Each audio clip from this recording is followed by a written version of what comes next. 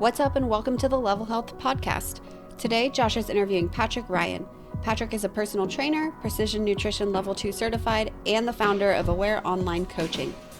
Big thanks to Ryan for coming on our show. Be sure to check out his website, aware.training, and his Instagram at Patrick_RyanFit.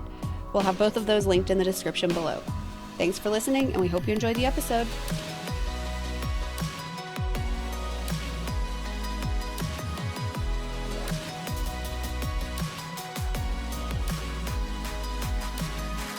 Because I've found over time, I began lifting when I was 12 years old, and it just went through all of that spectrum of just all types of like body dysmorphia and focusing on bodybuilding and just completely being aesthetically driven.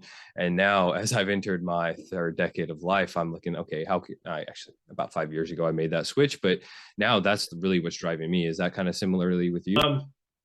I would say I followed a pretty similar path as yourself, and I think that's somewhat common in our industry. And I think that also kind of overlaps to a degree with what just regular average Joes and Janes kind of see in the fitness industry is like what's visually appealing. The whole aesthetic portion of the journey can catch a lot of eyes and can catch a lot of attention. So definitely that's what drove me at the beginning. I was an athlete. I played baseball up until the collegiate level, and then early on in college I realized that was not something I wanted to do long term. So Pause right there for a second. I'm gonna guess, did you pitch?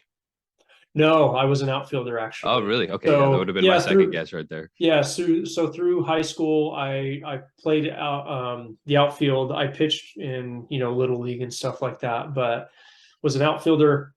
Realized college sports was just not going to be what I wanted to do.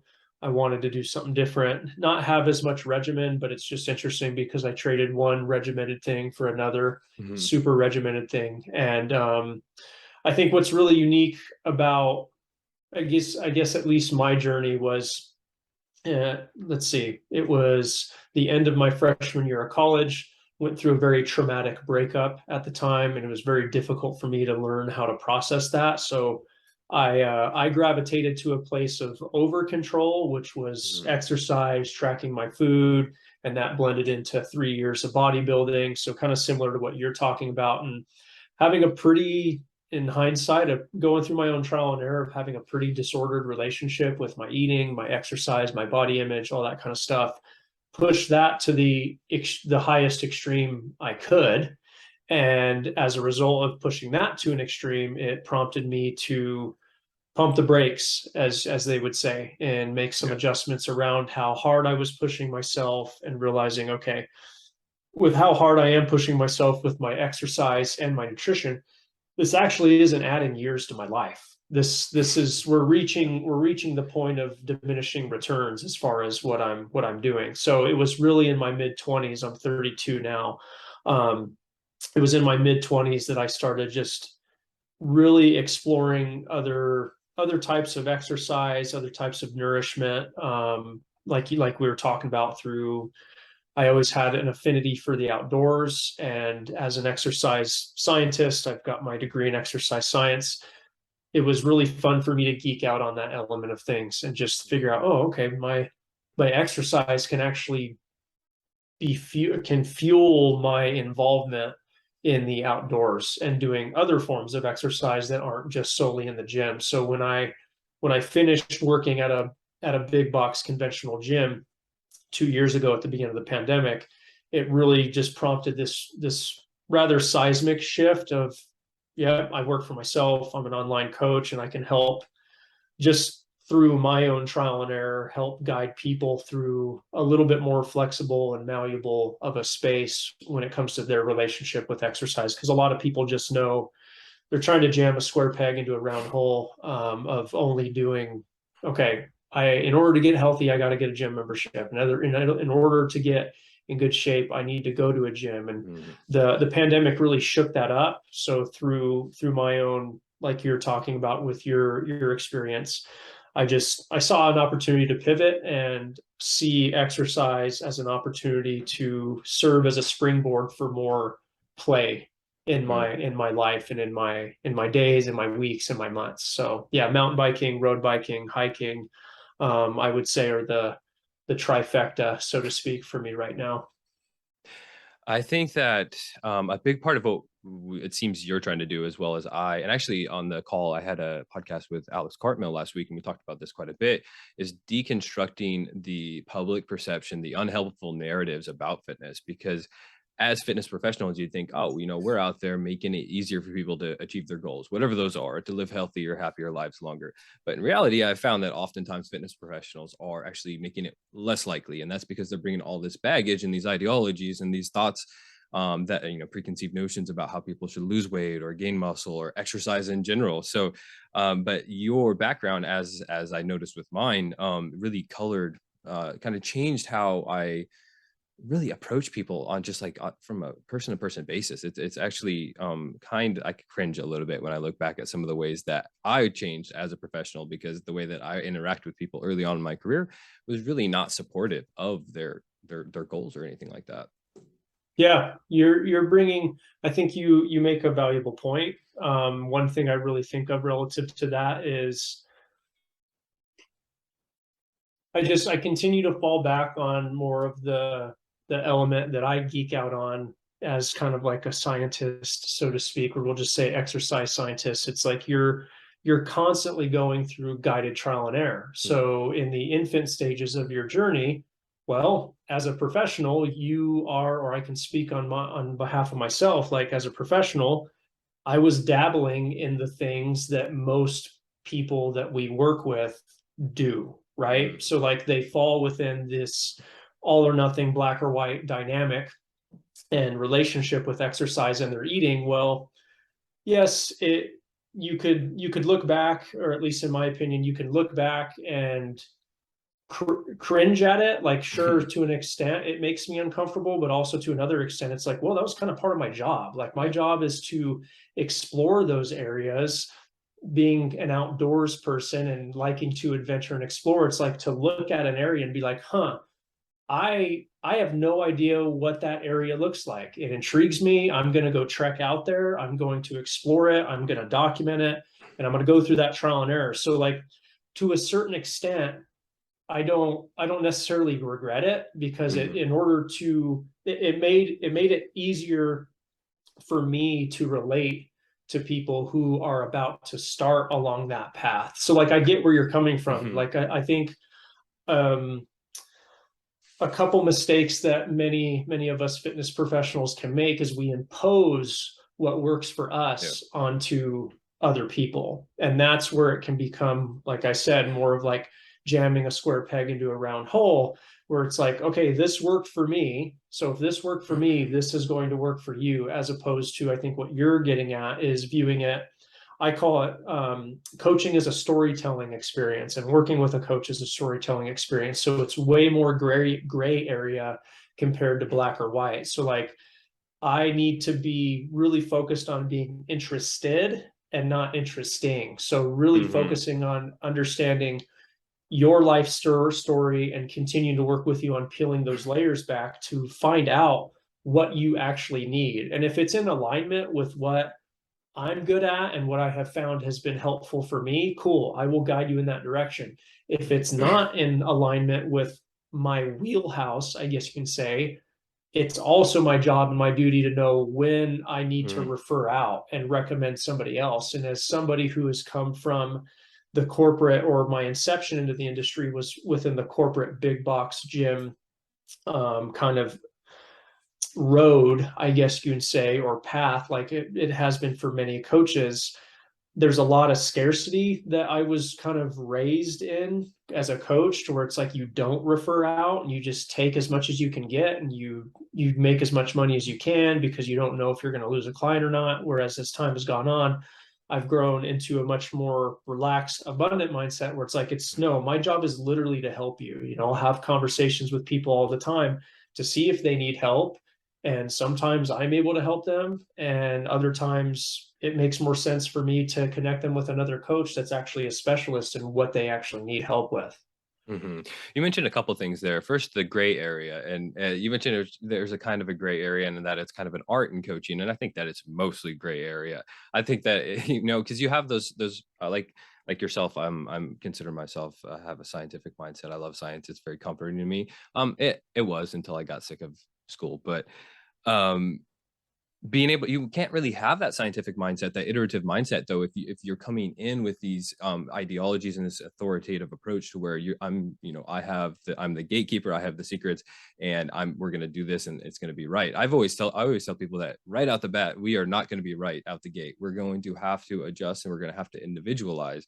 And yeah, I think that is a big part of the issue in the industry, is coming in with your approach. And sometimes it's not even what's worked for them, because I think even like I'm going to say the worst trainers, but the most thick-headed trainers end up iterating and changing their approach over time.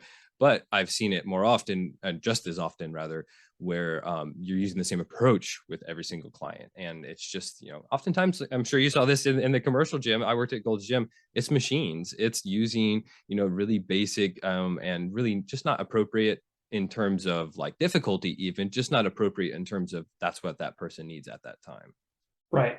Exactly. I completely get where you're coming from. And as as I've been doing this work for it's been over 10 years now. Like, obviously the quote that comes to mind for me is, the only constant is change. Mm-hmm. And it's important to really pay attention to that. And as I think for a lot of coaches, what we struggle to understand is, one, we're a coach, but two, we're a business owner. Like, even when we're working at a commercial gym, not all the leads are generated for you. You have to generate all your own business, and being able to understand that pivoting is going to always be a necessity. So we're very good at it when it comes to our own fitness journeys, because we go through that trial and error. We like moving. We like eating good foods that are going to help optimize our performance, or how we look, or how we feel, or anything between the two.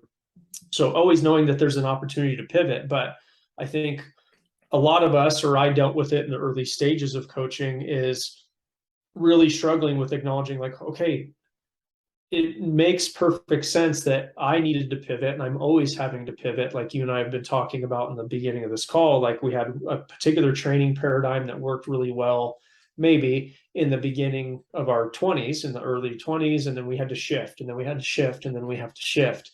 And keeping that in mind when it comes to coaching our clients, and being able to, the way I look at it is being able to see ahead of the curve for our clients, to help them not project, but predict things that might be coming down the road. That way, the severity of pain or discomfort that they might be dealing with as a result of that is lessened. And it all comes down to being able to pivot, being able to adjust. And as a coach that started 10 years ago, I realized that was an area that probably could have been improved upon, where it's like, yes, it is the vast majority. It's a science and it's an art. And a lot of that blends into the gray area of realizing there's a substantial amount of tweaking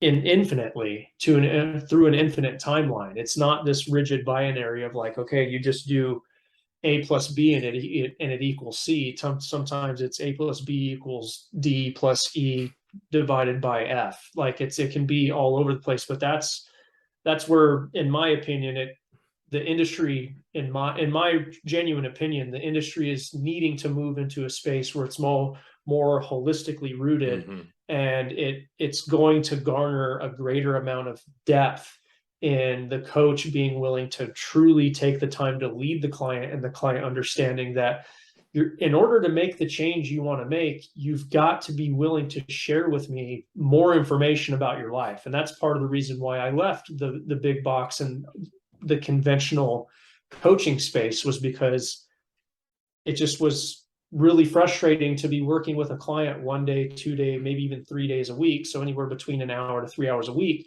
And then they're sold on this thought that, okay, if I work out with a coach an hour, 2 hours, 3 hours a week, that's going to be enough. It's going to get me where I want to go. I can just go do the thing 3 hours a week and then go home and go back to what I normally had been doing that brought me to the space that I need help getting out of. And that's, in my opinion and in my professional perspective, that's where I think COVID really helped in shaking things up and forcing coaches to get out of that rigid paradigm of just going and working at a gym and just checking the boxes, and having to build out really an ecosystem that allows coaches to work with clients outside of the training session, because the real change happens in the 23 hours of the day that you're not working with your coach. It's when you're at home, and it's when you've had a stressful day. It's all those things, and it's becoming more and more evident that a deeper approach is a necessity. I always like to share that secret, like right off the bat, that the changes, I mean, we can mold the clay, we can kind of set the tone for what changes are going to occur in the gym. But all of that, I say all of that, but 99% of that change is happening outside the gym, what you're doing on a daily basis. Something that you mentioned that I always think is very important is thinking a few steps ahead and predicting obstacles. So do you have any tips of, potentially questions that help evoke these answers from clients of how to kind of just plan a little bit ahead so you can plan for an obstacle and avoid it before it appears? Yeah. So the biggest thing I can think of, it would come down to 3 words. And those 3 words are be the observer. And it's working to elevate yourself above your current day to day, your week to week, your month to month, your year to year cycle. Because I think, from my perspective, what I see a lot of people struggle with is they're always getting caught up in the same cyclical patterns of behavior year in and year out. And it goes season by season, where it's like, okay, we're at the latter end of the summer. Well, it's going to be important to just observe what kind of obstacles you run into during the summer, and then the fall will go on, and then the fall will bring on a different set of obstacles. Then you have Halloween, then you have Thanksgiving, then you have Christmas, you have the whole holiday season. And actually just this is where the scientific part of me comes into play, to where it's like, literally just take the time to observe it.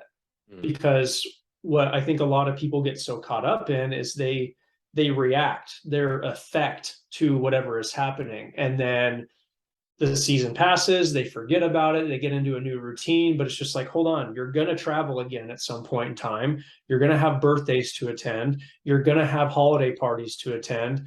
This is a never ending cycle. So we can either continue to be on this roller coaster of reacting all the time, or we can adopt a routine that allows us to observe these things, take notes on them as to like what's difficult about those instances, and start to actually build out an infrastructure to respond, as opposed to just reacting constantly. And you're just, because that's what I see. Everybody's just in a constant state of stress and reacting to, okay, I'm traveling, I'm going to a birthday party, or it's the weekend, or it's the holidays. And those things then become ingrained in people's minds as being synonymous with weight gain, synonymous with falling off track. And it's like, well, you've been dealing with this for 5, 10, 15, 20 plus years.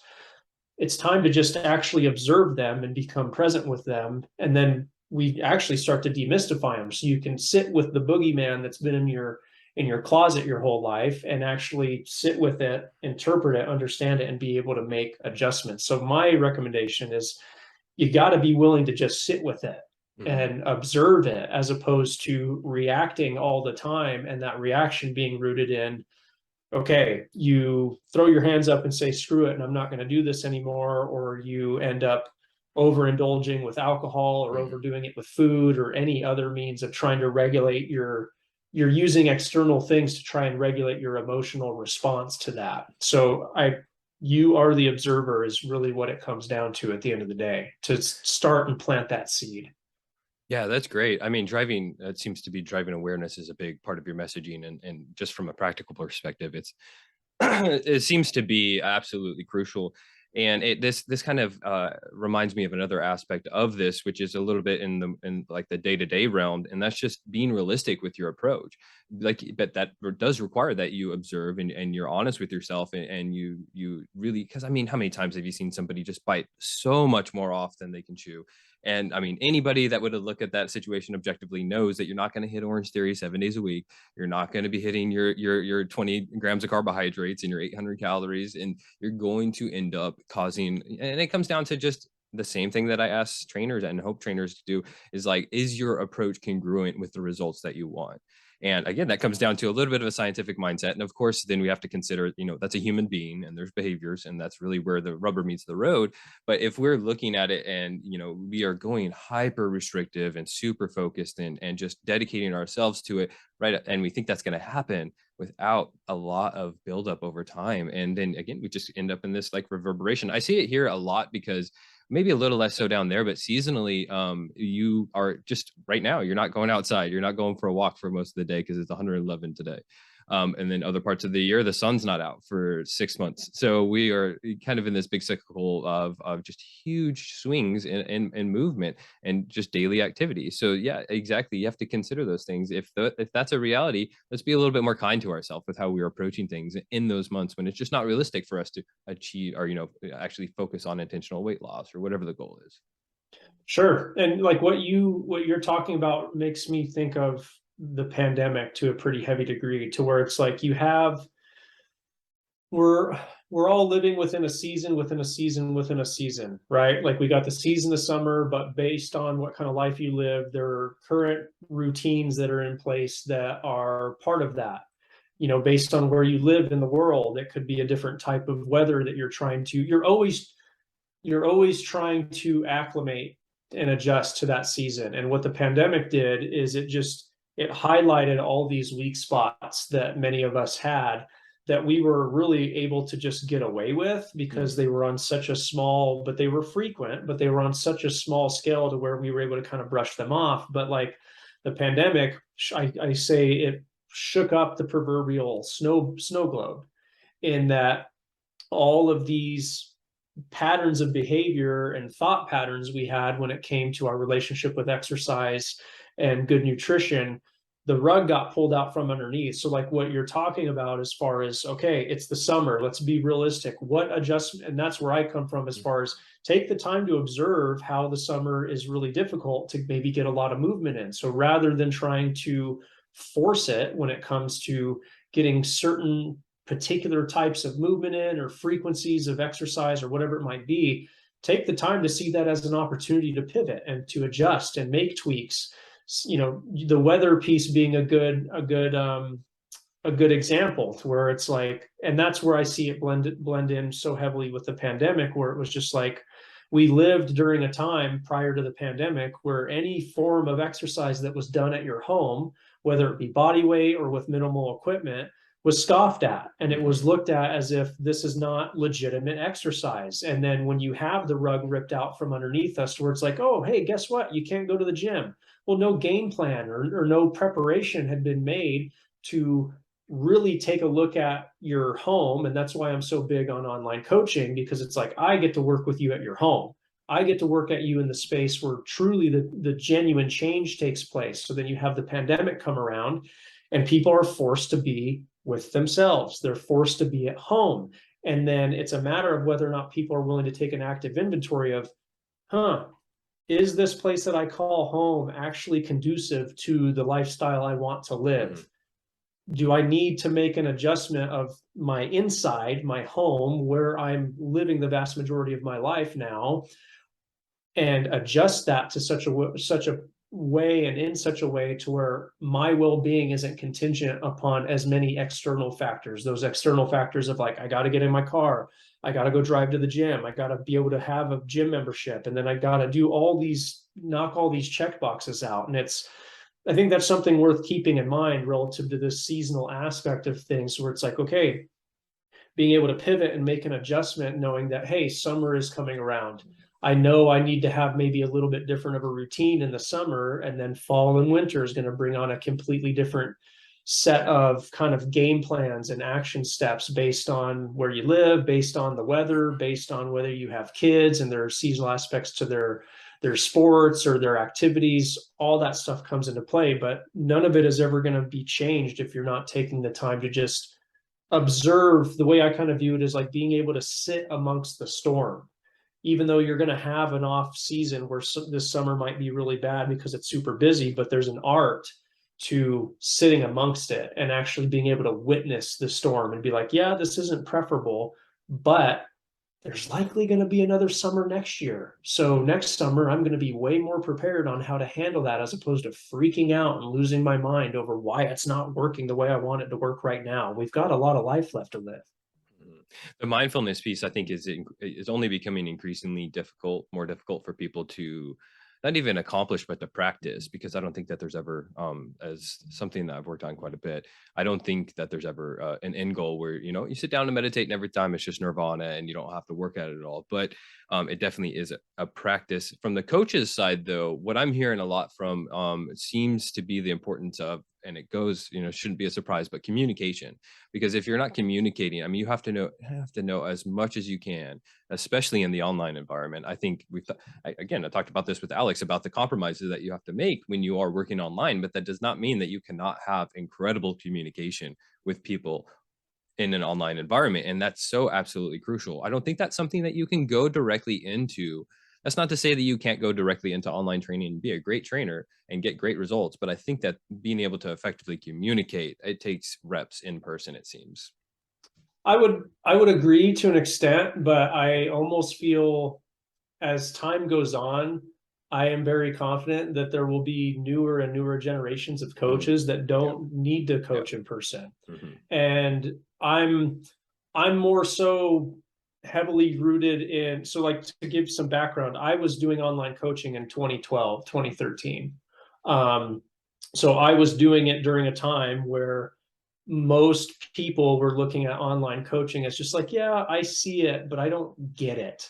And seeing it as like a lower tier service compared to in person. And this ties into what we were talking about earlier, is being able to be proactive and look down at the horizon as to, okay, how do I provide a service that's actually going to help people and predict some of these storms and help provide insulation? So then you have something like the pandemic come around, and what do you know? People are more open to doing online coaching because those other avenues have been taken away from them. So like, I would actually argue, I do believe as time goes on, we're going to get newer generations of coaches that are solely going to do online coaching only. They will have no in-person experience under their belt, which to an extent I think is fine, because in my opinion, how I view it is the next era and the truest era of the progressive coach is, yes, it's going to be helpful to be versed in utilizing all the equipment in the gym and stuff like that. But in my opinion, the most important piece of equipment to help coach your clients through is this piece of equipment, is how to utilize their phone. A buddy of mine, a mentor by the name of John Goodman, he said it really well. We're not competing against other trainers. We're competing against Netflix. We're competing against all these other things that are in place that are taking so much attention and energy from people. So in my opinion, you have actually more means of communicating, more tools to utilize in communicating and sending some sort of energy to a client to help implement some amount of behavior modification, to where the phone, your laptop, your desktop computer, the mail, all these other things are forms of technology, no different than that of the squat rack or the leg press or the Smith machine. And the sooner that coaches are willing to adopt that and learn how to utilize these pieces of technology and these pieces of equipment to help modify behavior in a way that allows people to have, you and I were talking about it earlier, dealing with disordered relationships with exercise, unhealthy relationships with food. Well, it's going to be our job to help implement a healthy relationship with this piece of equipment and this piece of technology for people, so it doesn't become synonymous with, oh, I just sit here and I just brain dump or have my life sucked out of me by sitting and scrolling through Instagram or TikTok or Facebook. It can actually be viewed as more of a neutral and help move it into a little bit more of a positive realm where they see its utility, to where yes, it can bring about a lot of the negative stuff, but it also can help completely change their lives and make them healthier because they were able to meet a coach that they identified with that they would not have been able to meet in their hometown, but they found online, and they vibe with them, and they're able to get where they want to go in a way that meeting a coach in person may not be able to do for them. Yeah, I completely agree. And not even to mention that if you are restricting yourself to only working in person as a consumer looking for a fitness professional, you say you go to your local gym, odds are you're going to find somebody better online than who you happen to have at the local 24-hour fitness or something like that. Just based off ratios. But yeah, absolutely, I agree. And yeah, as soon as you started talking about that, I was like, you know what, actually, that makes complete sense, because there's no reason that you can't be able to provide your client the same mental and emotional real estate as somebody who's worked in person, just because you've never worked in person. I mean, with the explosion of telehealth and everything like that, it would be ridiculous to think that that it's not the same level of service just because it's online. Well, and I understand not everybody's going to agree with that. And I also understand there are going to be particular cases where people are going to need to work with a coach in person, at least at this point in time. But I am very optimistic, and I'm very excited about the future. Myself and my wife, my wife's a registered dietitian. We run our nutrition and exercise coaching platform with the thought and optimism in mind. We're very interested in what's going to happen in the future, as far as stuff with Web3 and the utility of NFTs, and how that can serve as the way that I view it. It's like there were pieces of equipment in the gym that did not exist at some point in time. And then when that piece of equipment came into existence, people were like, man, how could I have ever gone about my health routine and taking care of my well-being without this piece of equipment? And I'm very bullish, I guess you can say, on not being so statically rooted and rigid in like, okay, this thing works. We don't need to change it at all. We don't need to tweak it. Anything new that comes around, there's no use for it. I'm very bullish on, let's be open-minded, as far as there are new things that are going to come in the next 5 years, in the next 10 years, when it comes to coaches having access to tools and information and mediums of communication, that is going to completely change the game. And for those that have roots in the older paradigm of just brick and mortar in person, it's literally only a matter of time to when they are going to end up utilizing those things. And I speak from a place of working in a big box gym for about 10 years and doing online coaching before it was even cool, before they could even wrap their heads around it. And then the pandemic coming around, and them being forced to change and being forced to adapt, and being, I would argue, 10 years behind.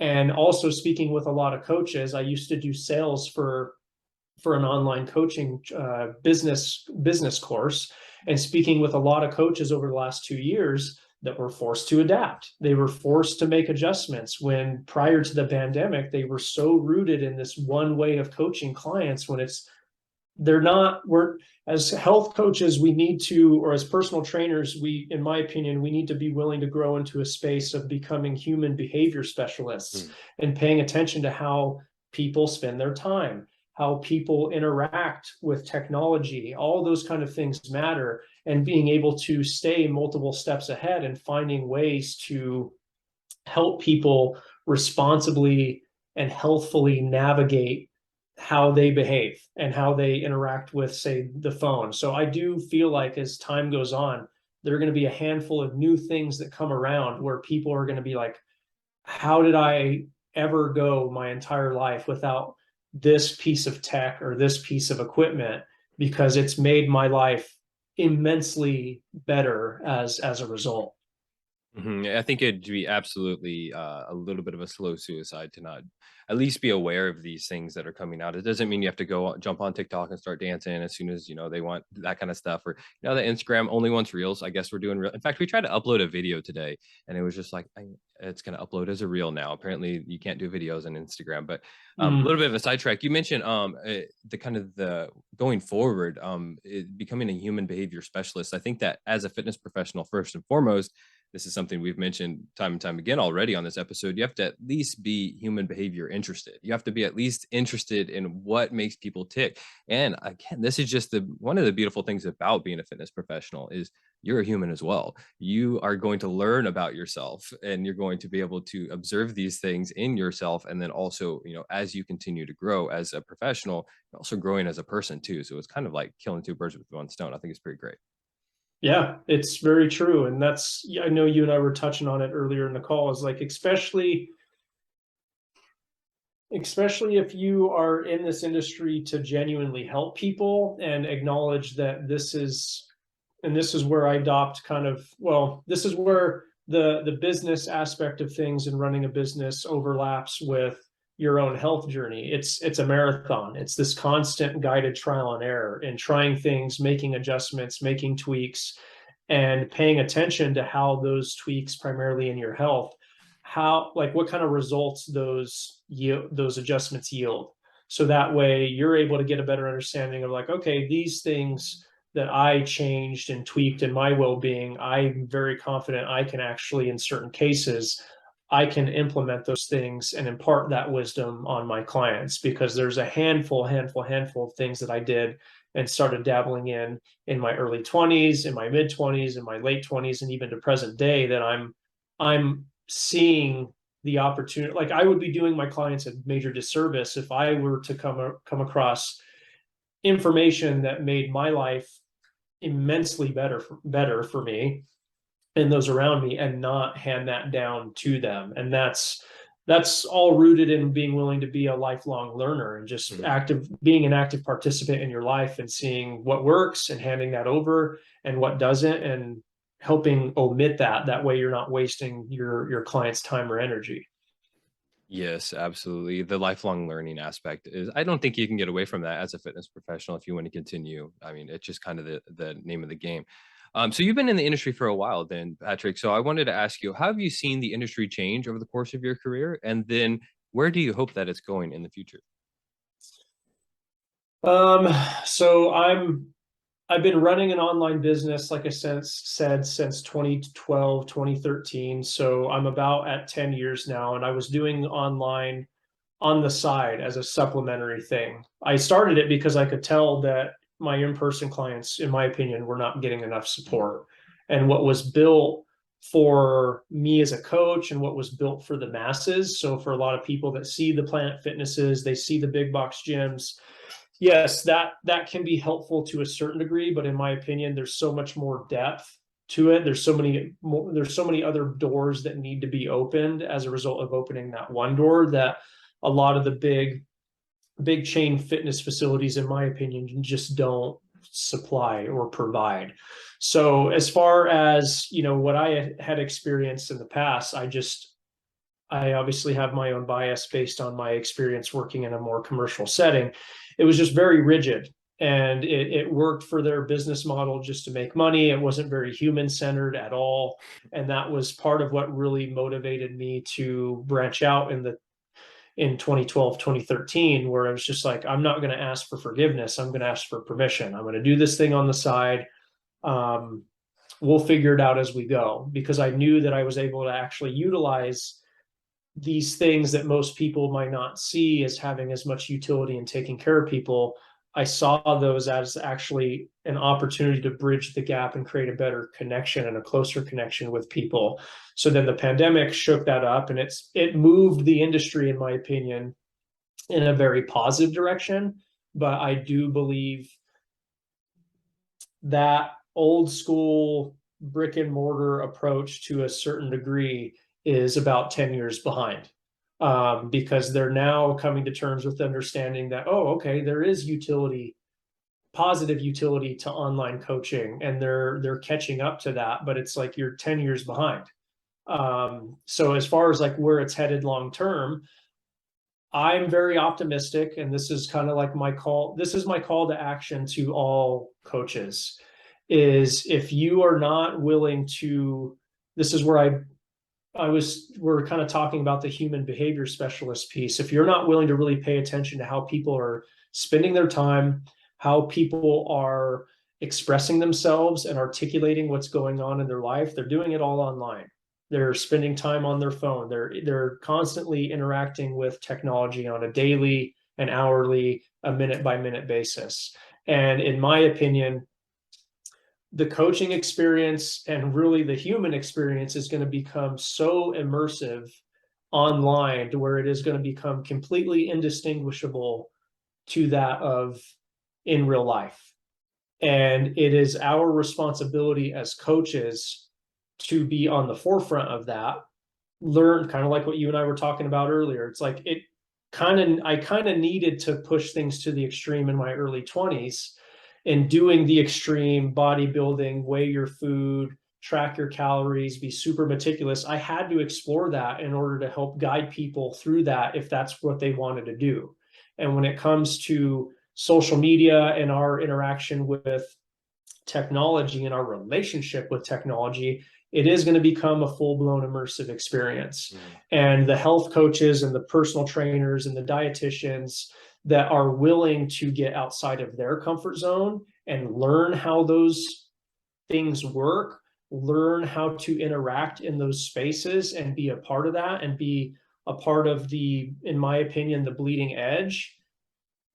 It's our responsibility to learn those things so we can help guide people in establishing a healthy, responsible, respectful, sustainable relationship for our clients with those things. Because no different than the holidays, a birthday party, the summer, those things are not synonymous with falling off track. They're not synonymous with being unhealthy. It's our relationship with those things and our outlook and our mindset that is synonymous with that. So helping shift the narrative for people in such a way to where as it continues to become more of an immersive experience, people know, oh, it's not innately bad. It's neutral in nature. It's neither good nor bad, but as a health professional acknowledging it's my responsibility. I've got to learn how these things work because people are going to be moving down that path and utilizing them more than we can even imagine at this point. And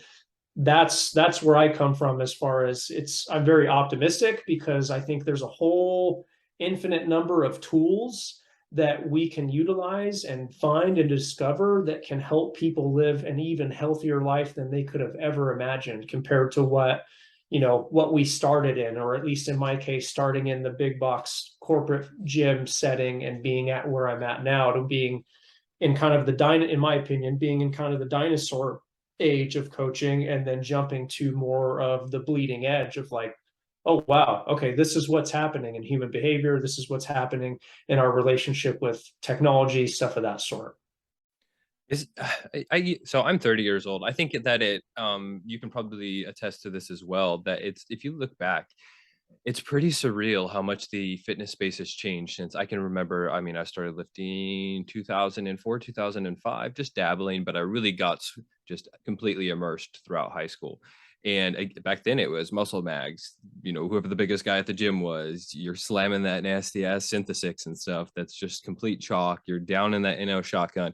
So it was just like a completely different world in some ways, but in some ways those same principles not necessarily issues, same tendencies just got magnified over time. But I think that, Patrick, after talking with you today, I think we want to do another podcast sometime on how your approach to trying out these new tools and strategies and apps and just platforms and things like that, because it's clearly something that you've talked about or thought about quite a bit. But our tendency, and I see this in myself, I think it's probably because I'm a very introverted person, is to kind of hesitate to adopt those those approaches and tricks and things like that, because sometimes it does seem like it's just the latest fad or whatever. But as you know as well as I do, people are going to be using that. People are going to be established on that. And also people are going to be using it for nefarious reasons. They're going to be out there selling those teas, those supplements, those horrible, freaking Noom or whatever it is. Like those people are going to be on the forefront there. So we absolutely do, I think, have a little bit of responsibility to be there as well and to kind of help push momentum in a better direction. I completely agree. Yeah, man. I'm down to chat as much as you like. This is as a result of me quitting my in-person job and working for myself, it's allowed me to just let me follow my heart and follow what speaks to me, and understand that there's a lot of opportunity out there. There's a lot of opportunity to really help people, and there's a substantial amount of opportunity for each of us as fitness professionals to make the living we want to make without having to sacrifice our own moral compass. So that's where I'm very optimistic. Yeah, I could not agree more, Patrick. And it was great to end this on a positive note, because sometimes it's just like problem. And then, we try to get a couple of solutions. But this time, I mean, it was very positive. It seems like, as I completely agree, that the industry is moving in a better direction. It's great talking with people like yourself that are definitely helping move it that way. But Patrick, it's great talking to you. Is there anywhere that you want to send people? Is there anything you're working on that you're excited about? Yeah, just feel free to, if for anybody that's interested, I am on Instagram. That's where I'm the most active. So feel free to shoot me a follow there. My new handle is at Patrick_Ryan Fit, FIT. So feel free to link up if you're a fellow Fit Pro and you have questions. Don't hesitate to reach out and ask. But yeah, come hang out with me there. Awesome.